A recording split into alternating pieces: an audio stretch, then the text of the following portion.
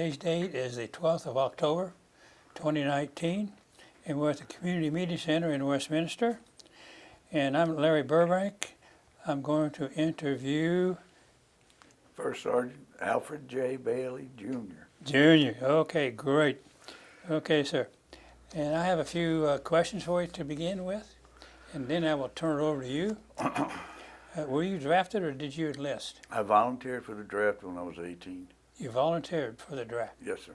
Okay. What were you doing at the time? Working at a gas station when I volunteered, but I wanted to get married. I told my wife when we were 16, I said, I got to get a job. So when I turned 18, I volunteered for the draft, went in the Army. Okay. And got married. Got married. Okay, understand that. $78 a month. So why did you join? Well, I wanted to get married. I wanted to jump out of airplanes, and I wanted to get my GED. Okay. And I did all of that and continued to stay for 20 years plus. Okay, so it worked for you. Yes, it did. Okay, great. Why did you pick the service branch that you did?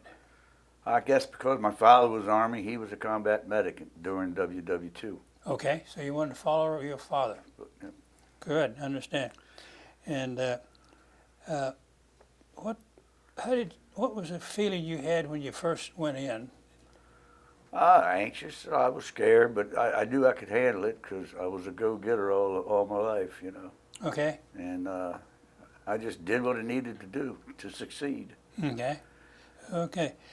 Another question I have is, how was your boot camp? Basic training was okay. I did well. I did.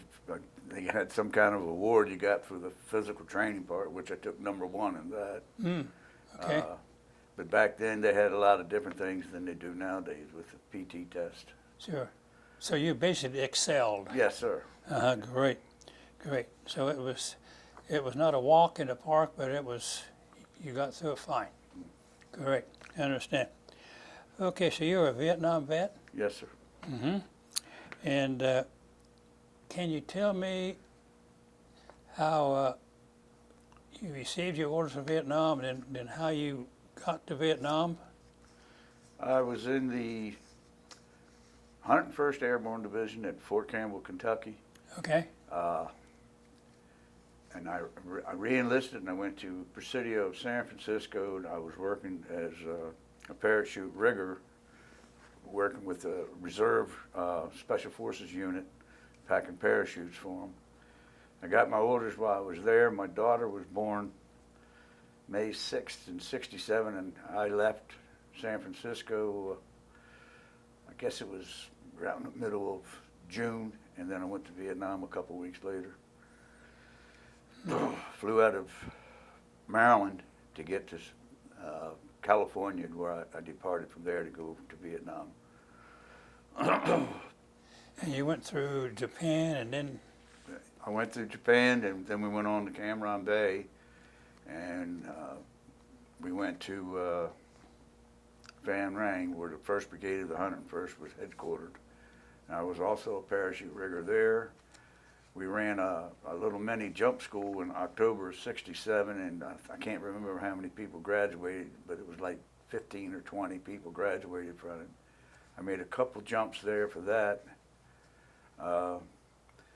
Then things were getting hot and heavy during TED of '68, and we were up in Cam Ranh Bay. I was working with the 109th Aerial Delivery, and they asked for some volunteers to go on the jump on February 4th, 1968. And of course, I raised my hand and said, I'm ready to volunteer. So there was 2 of us from the 101st and 1 from the 109th. And at that time, you don't really have a jump master. Our instructions were, after we drop all the loads into Quan Tri, when we make another pass, you'll recognize your drop zone from all the equipment that we just dropped. But they failed to tell us that they were getting incoming rounds after they dropped all of them in. And I was the first man in the door, and I'm watching the light, and it's red, red, red, and then all of a sudden it turns green. I go out the door, do my count, check my canopy, looked on the ground, and I says, where am I? There was nothing there. Nothing there. I looked back up, and I seen the other 2 guys. I said, well, at least I'm not by myself. Then a helicopter gunship come out and circled us until a truck came out and picked us up, took us back to where we just dropped all the equipment. Mm. And we had to get the parachutes, the cargo parachutes, palletized and get them back to Cameron Bay so they could repack them and get them out to drop supplies again. Mm. So it was a good experience, I guess. I survived it anyway. And when I left Vietnam, I had no idea. I was in the 6th Special Forces at Fort Bragg doing parachutes still, packing parachutes. And I had no idea, but I did have a parade and they gave me an award, which I had no clue what it was, but I did receive the Bronze Star. Oh, good. So that was nice. At least I got recognized for something I did while I was there. Sure. From there, I went to Alaska. I tried to re-enlist to go to Alaska. They said you can't do it, and then 6 months later, I came down on orders to go to Alaska. I was working as a parachute rigger again at Fort Wainwright in Fairbanks, Alaska, Mm-hmm. and they offered me E6 at that time, but taking E6, I had to get out of the rigger field and go into the quartermaster field again, but as a supply. I didn't like doing supplies, so I did tell my wife, but I volunteered to go back to Vietnam.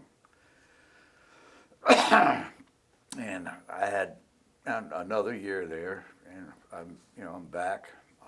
I went out in the field once while I was there. I was stationed at Da Nang, but we went to in between Khe Sanh and Quan Tri. There was a place, I think it was called Vandergrift. I left to go there on January 3rd of 70 and didn't come back until sometime after Easter. I don't remember the exact time. I know I never could keep track of time until I seen the chaplain coming around, and I knew it would be Sunday then. Mm-hmm. So Mm-hmm. I left Vietnam the second time, and I went to the 10th Special Forces Group at Fort Devens. I started out, I got them to let me work on my secondary MOS, which was parachute rigger, but then they made me go to work in supply, so I think it was S4 I went to work at. Then I went to supply school because I'd never been to supply school. I said, I got to learn this job before I can really do the job. And I came out honor graduate at Fort Lee when I went to supply school, and I wanted to go back, so I wrote the people I went to school with because I came out honor graduate for that. I went to back to Fort Lee and taught small arms, and I loved doing that. Then I came down on orders for Germany, and they told me I couldn't have concurrent travel. That's where you can take your family with me. So I got on the phone and talked to the place I was going to, and they finally got me quarters off the base in Germany, and I got to take my family with me. Mm-hmm. I had a dog, of course, and dog is part of the family, so the dog got there before we did. Okay, I understand. And I got promoted to E7 while I was in Germany. Then they put me back in my original MOS, which was 12B, Combat Engineer. So I went to Johnson Barracks in Nuremberg, Mm-hmm. and told them I want to go to work as a platoon sergeant. Sergeant Major says, I don't need you as a platoon sergeant. I don't need you as a first sergeant. I don't need you as anything. We don't need you. So I went back over it, and I got a job with facility engineers. I was one of the few people that had a combat arms MOS in Germany and never went out in the field for the 3 years I was there. I got lucky. I got really lucky. From there, they gave me orders to go to the 82nd Airborne Division, and I didn't want to go. I tried to terminate jump status in Germany. They said, nope, you can't do it. I was on jump status for about 13 years anyway. So I got to Fort Bragg, and I was in processing, and I told them I want to terminate jump status. You can't do it here. You got to go to your battalion. So I was going to the 307th Engineer Battalion, and talked to the sergeant major. He says, you got to talk to the battalion commander. I said, I'll tell you what, I'm going to do this for 6 months, then I'm quitting. And I gave him 6 months, and I quit. So then I ended up going to AP Hill, Virginia, Mm-hmm. and a guy I knew in Germany says, "You're on orders." I was at Fort Bragg still, and he says, "You're on orders to go to the 1st Ranger Battalion." So he said, "How would you like to go to AP Hill?" I said, "I'd love it." So I ended up at AP Hill. It's 87,000 acres. It's in Virginia, Mm-hmm. and 30 permanent military assigned to the base. And I was a military game warden. I got to go up in helicopters, look for lost seniors from the community and stuff. It was a great job. I'd stayed in the Army 50 years if they'd left me there. Yeah. So anyhow, I came down on orders again for Germany. And I said, "Can I get concurrent travel?" And they said, "No." So I called the sergeant major in Germany and told him I'm getting ready to make E8. He says, "I don't need any first sergeants. I don't need you at all." So they canceled that set of orders. 6 months later, I came down on orders to go to Korea. So I went to the 2nd Engineer Battalion at Tongdashan in Korea, and spent a year there. Of course, I stayed 5.5 months, took a 30-day leave, and came home, flew home to Delaware, and then I went back and finished my tour there. And believe it or not, in the 20 years I spent in the Army, my wife and I were never separated more than 8 months at one time. Is that right? That's right. That's amazing. That's amazing. I wanted to be with her, you know. Mm-hmm. So it all worked out good. I've got a good life now. Just need to live it a little longer and then try to enjoy it more. Exactly. But I left the 82nd. Like I say, I went to AP Hill. Then I went from AP Hill to 2nd Engineer Battalion in Korea. Then from there, I went to Fort Devens, Massachusetts, to the 39th Engineer Battalion. And I just didn't want to be a combat engineer anymore, so I put in my retirement papers and retired out of Fort Meade, Maryland, and went to work for the Carroll County Sheriff's Department in Oh, did you? corrections. Mm. Okay. So you had, what, 20 years active service? Yes, sir. Oh, great. I had 20 years active service. I started out at Fort Jackson, South Carolina for basic training. Then I went to Fort Leonard Wood, Missouri for combat engineer, and then from Fort there Leonard to Wood. jump school. Mm-hmm. And then jump school, I went to the 101st, and I was a combat engineer when I took my AIT, but they called me out when I got to Fort Campbell and asked me if I wanted to be a parachute rigger. I said, "Yes, I do." Good job, good job. I tell you, that parachute rigging is super important. Oh, it is important, especially even if you're not jumping out of the planes. You have to be on jump status to be a parachute rigger. Mm-hmm. But you're also packing cargo parachutes to drop heavy equipment with. And I also had to go to school when I was in San Francisco, down in San Diego at Miramar Naval Base, to learn how to pack the Martin Baker ejection parachute. We had one aircraft that still used that back in that day, you know. But I had a good military career. I still miss it to this day. I've been retired for 34 years plus, and I miss the camaraderie of the people. Not so much being a combat engineer, but the people. I know once you meet a veteran, you kind of have a little closeness there. Yeah, there's a brotherhood. There's a Right. brotherhood. Yes. In your experience in Vietnam, what was your most exciting? Well, I guess the most exciting time I had the first time was when I made that jump on February 4th into Quan Tri. We jumped at about altitude of 600 feet, which normal jump altitude is around 1,200 feet. Sure, that's low. So we had to jump low because you don't want to be hanging up there too long for them to shoot at you. Sure. You know? Yeah. So, and that was a real experience. Of course, I was at Cam Bay when they first got incoming rounds. In 68. Mm-hmm. And then the second time I went over, I went out in the field, like I said, on January 3rd and spent a month out and seen a lot of incoming rounds and people getting medevaced out and this and that and the other. So but it was all good. That medevac system we had was something, wasn't it? Yes, it was. I love that Huey helicopter. The Huey was one heck of a helicopter. I've jumped out of it before when I was in Special Forces. They used that a lot to jump out of. Yeah, I had a lot of people jump out of my aircraft, but I never had jumped. No, you never have. What was your main aircraft? I was an aviator, Aviator? Okay. Oh, that's right. You were Air Force? Navy? Army. Army aviator. Okay. But we appreciated you folks.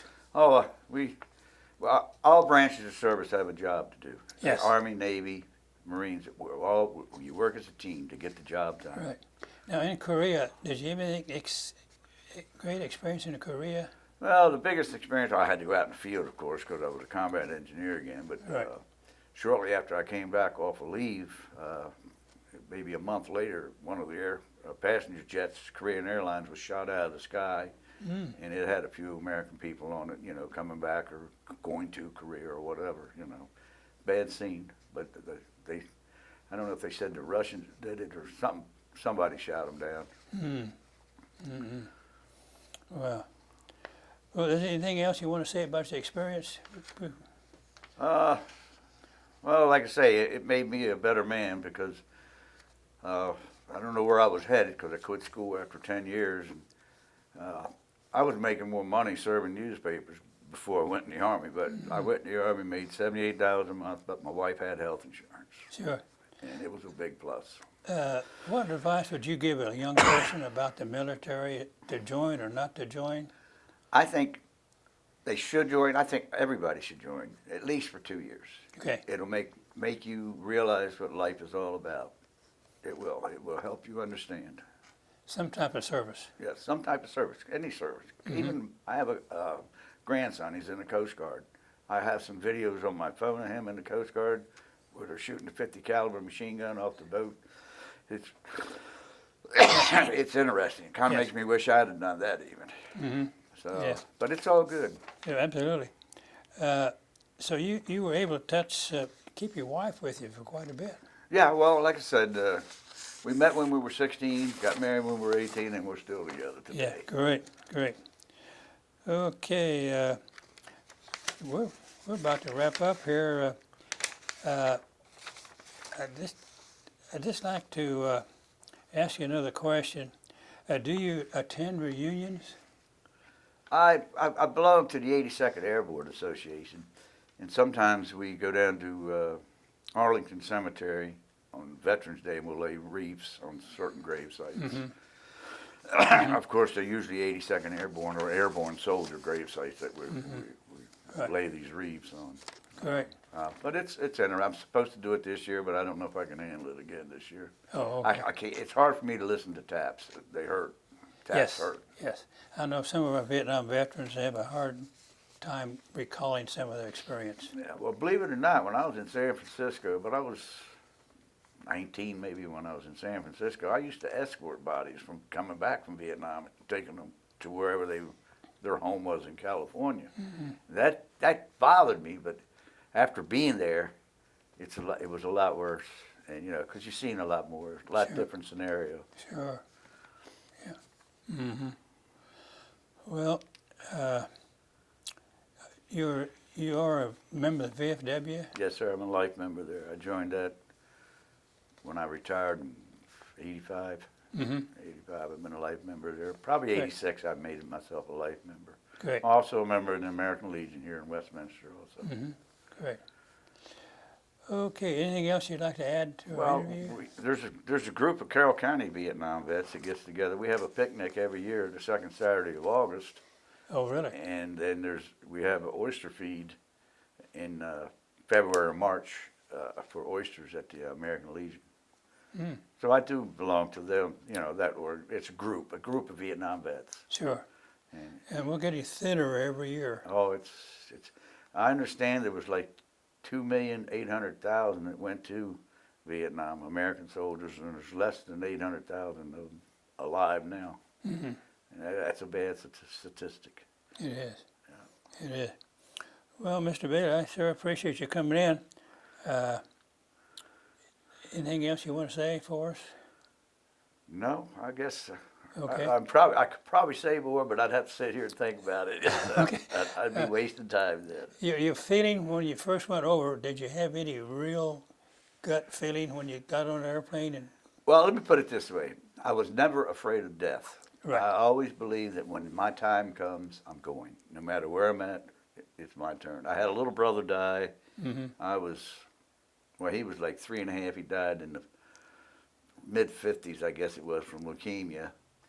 And when he died, I just had a different attitude. You know, I said, if he can go, when it's my turn, I'm going. I never feared it. I just wanted to be quick when it happens. sure. So I never feared death. Okay. Well, thank you very much, and I'll see you around VFW. Well, I'll be there. Like I say, I'm a life member. Okay. I keep forgetting about the picnic they have, though, every summer. Yes, Wow. and we have a car show every Friday night. Yep, I do. I go there and eat sometimes on Friday evening. Great. Me and my wife will. Sure. Okay. Well, thank you very much. All right, thank you. Thank you. I'm gonna shake your hand, sir. Okay.